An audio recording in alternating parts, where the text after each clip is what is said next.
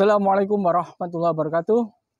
Alhamdulillah kita jumpa lagi di kajian pesantren Shawatul Akhyar untuk jelang buka puasa. Kita mungkin pernah berjumpa dengan seseorang tapi dari jauh.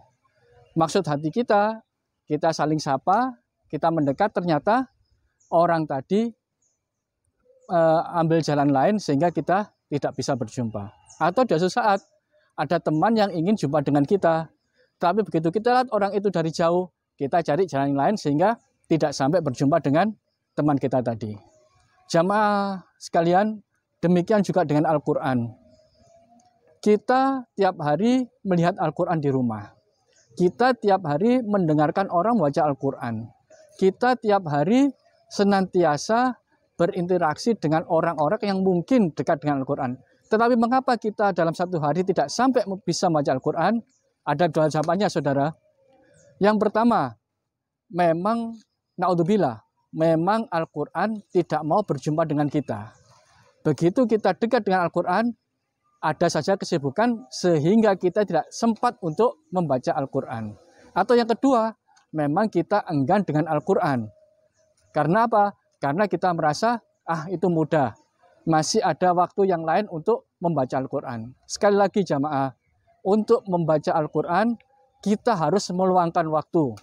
Bukan waktu luang yang kita gunakan untuk membaca Al-Quran. Padahal kita sendiri sudah mengerti dalam firman Allah, di dalam surat Al-Anfal, bahwa orang-orang mukmin itu yang jika disebutkan nama Allah, maka hatinya bisa bergetar.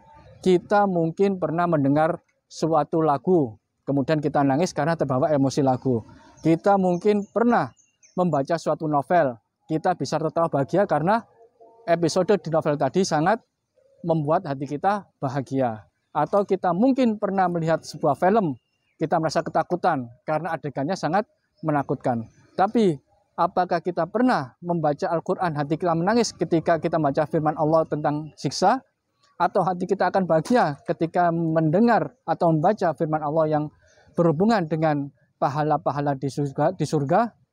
Mari kita koreksi diri kita sendiri, apakah kita sudah sampai pada level di surat An-Nafl tadi, bahwa orang-orang mukmin itu akan bergetar hatinya jika dibacakan firman Allah. Apakah kita bisa meresapi setiap bacaan Al-Quran kita?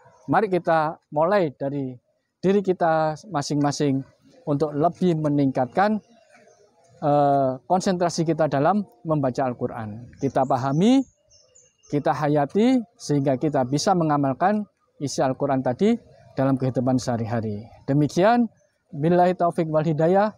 Wassalamualaikum warahmatullahi wabarakatuh.